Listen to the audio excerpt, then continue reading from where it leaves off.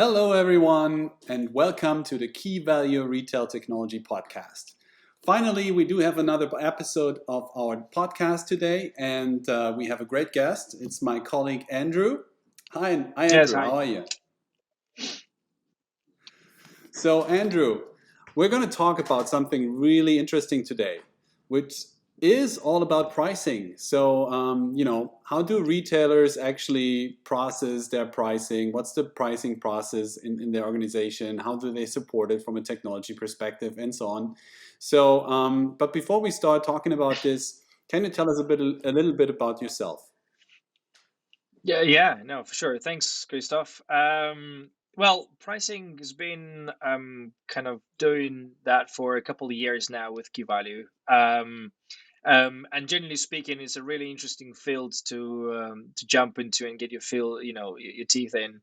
Um, because what I've realized through the last couple of years is that the retailers really have a big need for something that will allow you to look into the different stages of pricing and how it all works. But at the same time, a big realization for me was that initially I thought majority of the retailers, 80, 85% of the retailers will have something that already helps them to maximize their opportunities, do all the price optimizations through machine learning or AI. And the interesting part was that majority of them didn't, 95% didn't have it. So for me, Yeah, that's interesting. mm, yeah. So for me, it was definitely a revelation, but also a great opportunity to start working towards that. And that's kind of what I've been doing so far in Key Value and developing with clients, with potential clients and prospects, the sort of ways of them improving the pricing. Okay, cool. So, when talking about pricing and price optimization in specific, so what can you tell us a bit more what that actually means? Yeah, well, yeah, it's I guess the term can describe anything and it's a very wide, and that's why I always try and break it down into smaller parts, for retailers it means that one when they put the prices up on the shelves or online stores, what those prices should be, when they should be at certain price level, those products, and how then the customers behave based on what the prices are, right? And that could take into account multitude of different factors. It could take into account competitor prices. It could take into account your current inventory. It could take into account whatever you're doing with your marketing or spend and promotional activity, etc.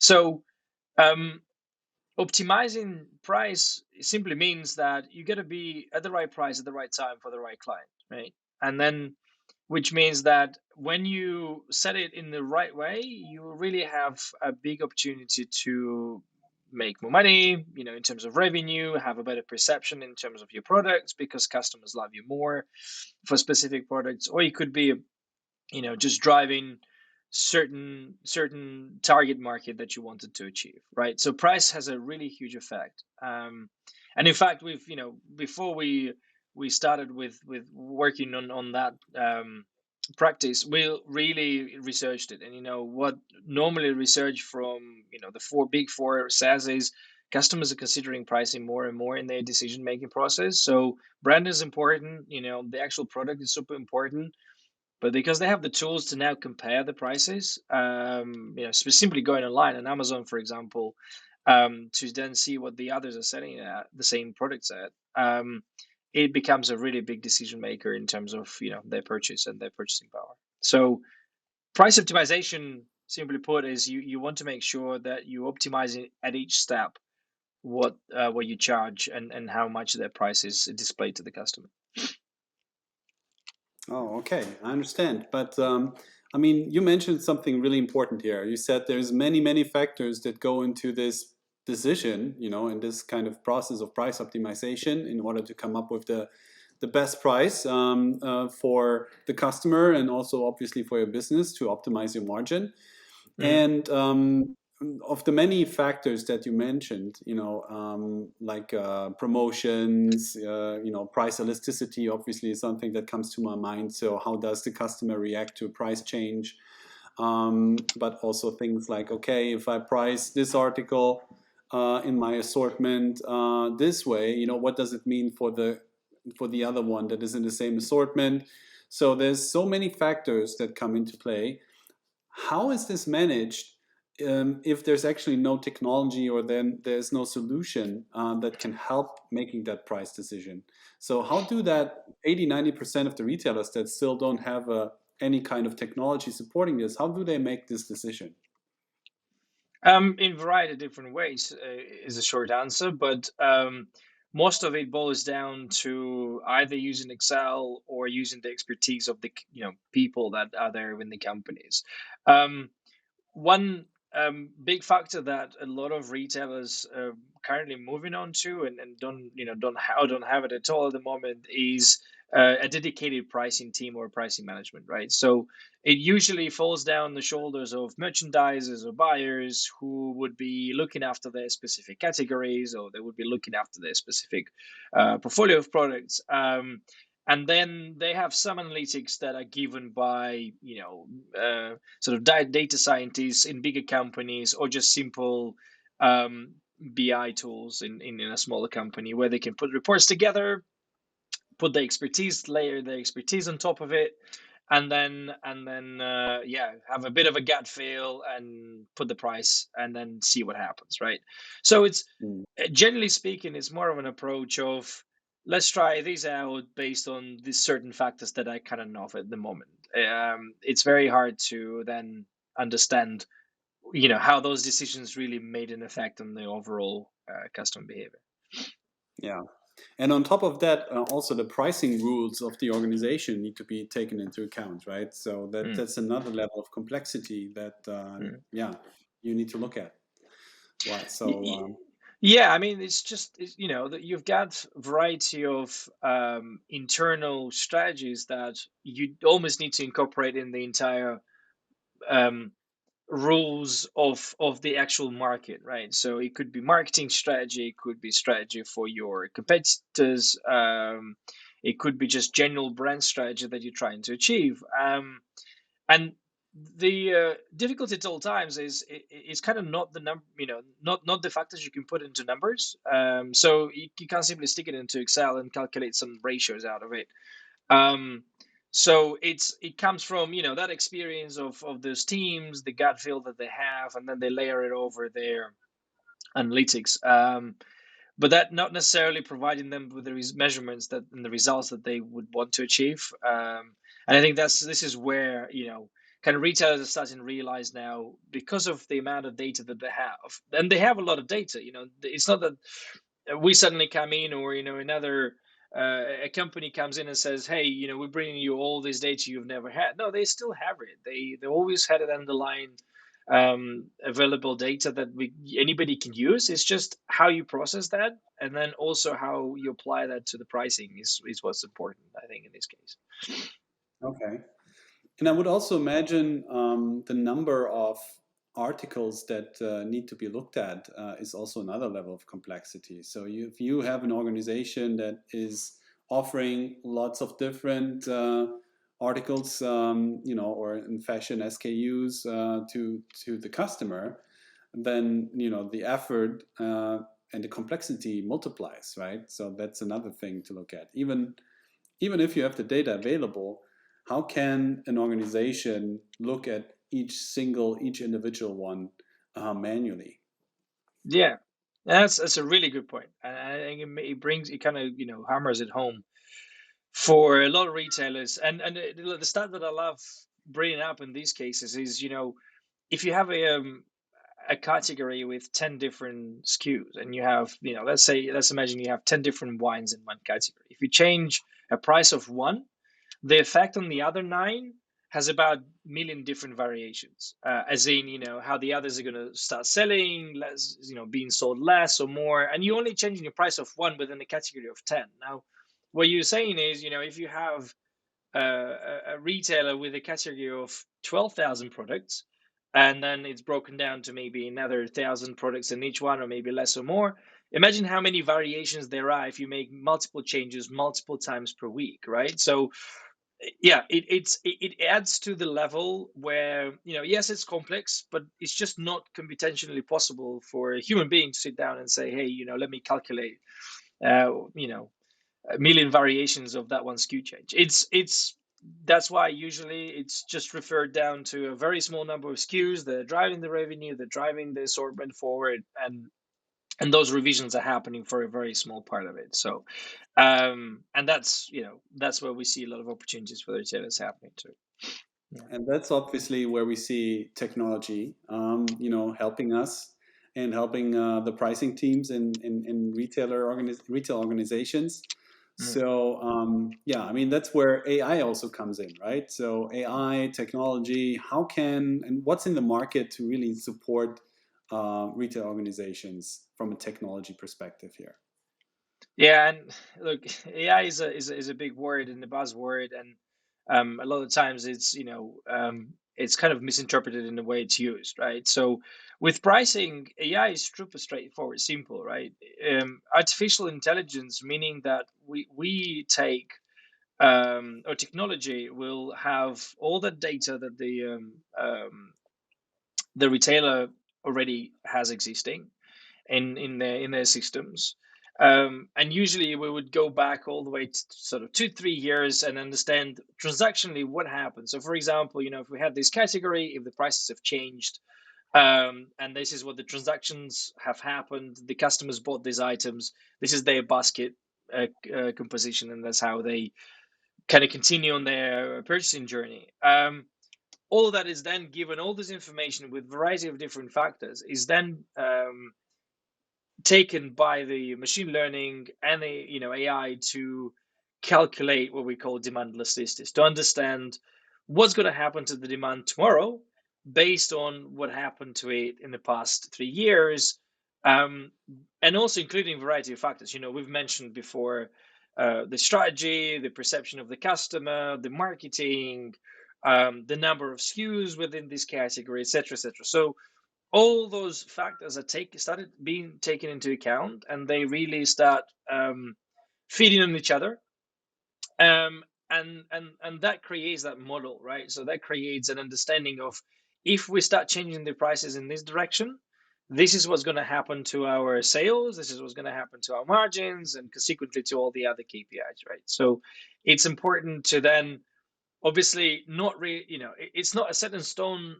calculation. Once we've done, we'll then start checking it and iterating. So technology allows us for making this complex environment to become very simple. And the way it becomes very simple is retailers start having the ability to manage from strategy rather than from individual rules or individual SKU levels, etc. We almost coming in and saying, look, before we were calculating variety of factors for this amount of SKUs and then changing prices daily. Now, what technology allows us to do is, by building that model through AI, which is based on 3 years of data, 2 years of data, you then can say, what if I increase my margin, but I also don't want to lose my sales items, right? So my margin is important, but I want to be making sure that my sales items levels are still the same.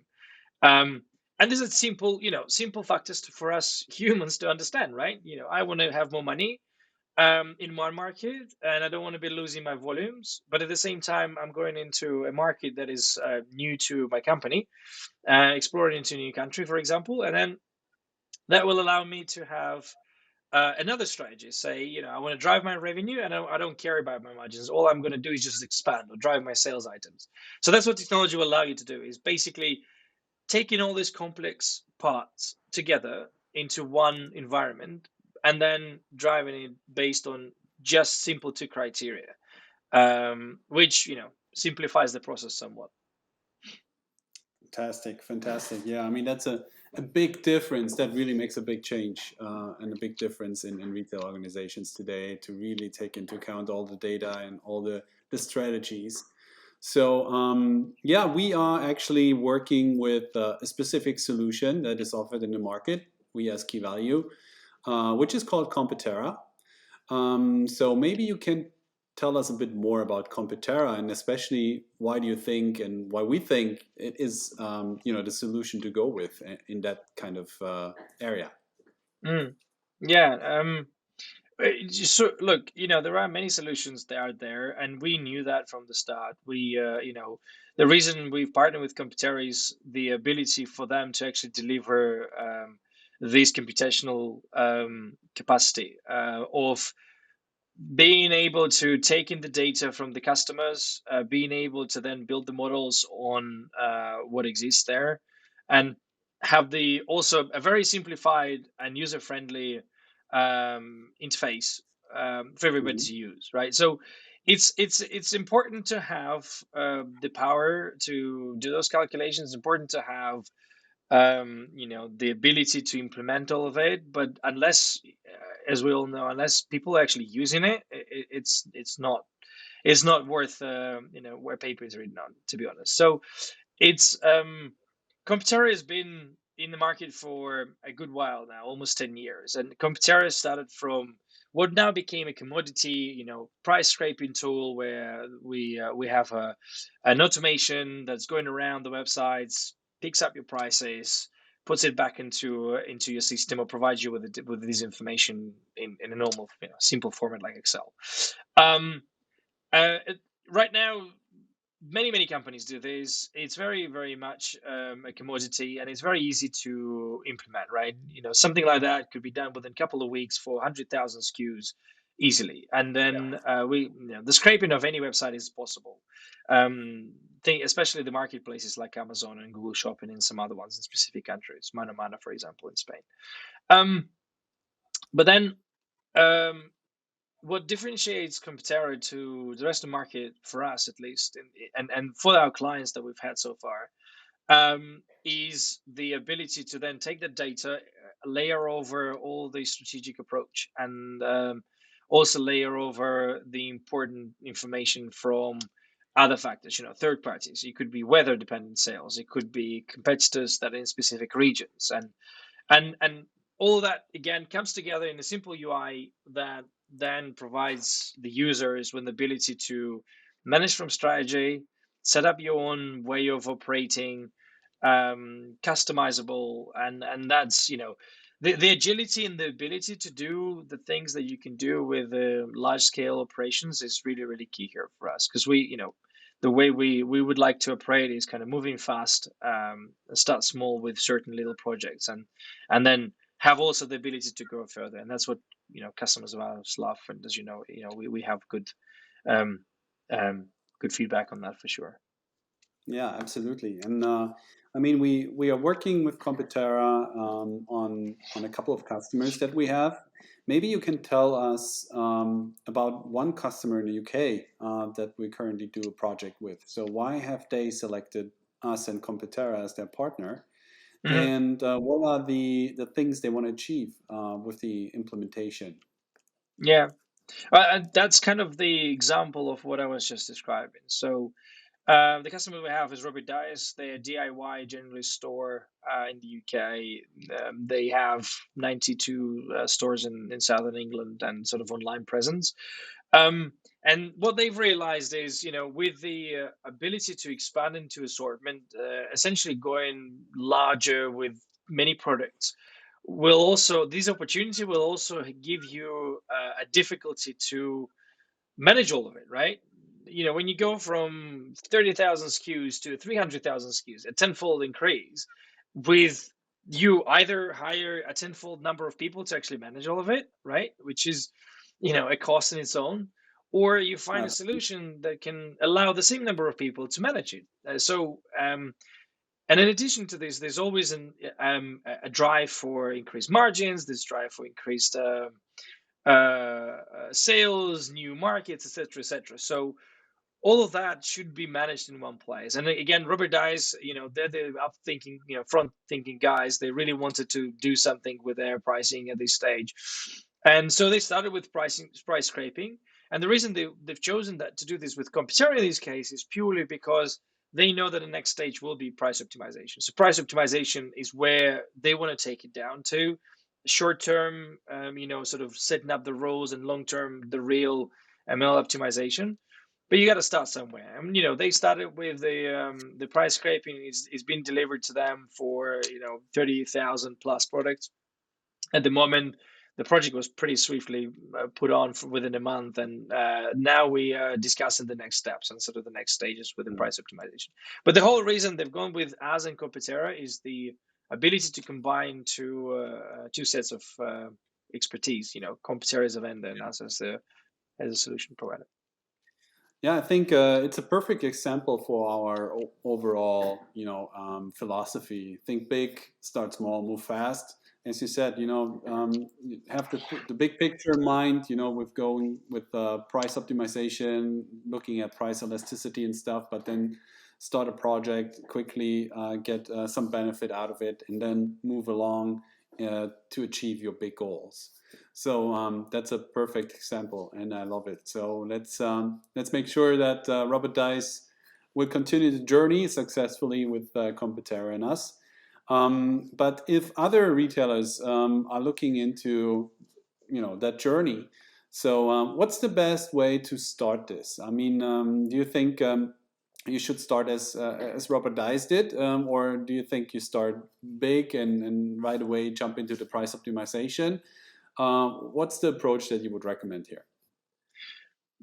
Yeah, it's a good question. I think a lot of retailers ask this question when we first meet. It totally dependent on where you are right now, because not everybody is the same. All the retailers are in different parts of their journey, as we call the sort of pricing journey. Somebody that just has a cost plus approach where they're pricing up from their margin base, and it's a completely different journey. They might not be ready for price optimization purely because they don't even understand how to watch the market, right? And it's not about that we cannot deliver it. It's about making sure that people within the company feel comfortable with that change and they have the capacity to actually take it in. Yeah. At the same time, if somebody that has already been working with certain rules and certain setup that they have devised, they have teams that look after pricing, they're quite mature in what they want to achieve, we can certainly help them jump fast at approach to price optimization. We can certainly have a quick sort of win there through a short project that will get them to price optimization, training the entire team, because they're already mature enough to dive into this. Saying that, we also been having discussions with customers that want straight away going into price optimization. So there is various approaches. One thing I would definitely say is consider what resources you have available, right? So do you have a pricing manager that looks directly after pricing? So if it's on the shoulders of your merchandise and buyers, they have lots of other things to look after, sales negotiations with their suppliers. They have sort of contracts to look after, just general merchandising that they do in stores, etc. Pricing becomes a really small part of it, and if it's only 10% of their sort of daily life, it's not something that you will gain from if you install a price optimization tool, right? Okay. Yeah, and that would be one of the key drivers. But obviously, having the ability to having the need for such a tool is also important. Well, thanks. Yeah. So, in any case, if you are a retailer, if you're interested to learn more about pricing and how to automate, how to optimize it in your organization, feel free to reach out to us. We're happy to help. Andrew, thank you very much for Thank giving you. us some insight on that topic. So for our listeners and viewers, subscribe to our channels, YouTube, Spotify, Apple Podcasts. We're pretty much on everything. So we would appreciate that. And we're going to give you more interesting topics during the next weeks and months. So thank you, Andrew, and hope to talk to you soon. Thanks, Christoph. Good to speak to you. Thanks. Cheers. Bye-bye.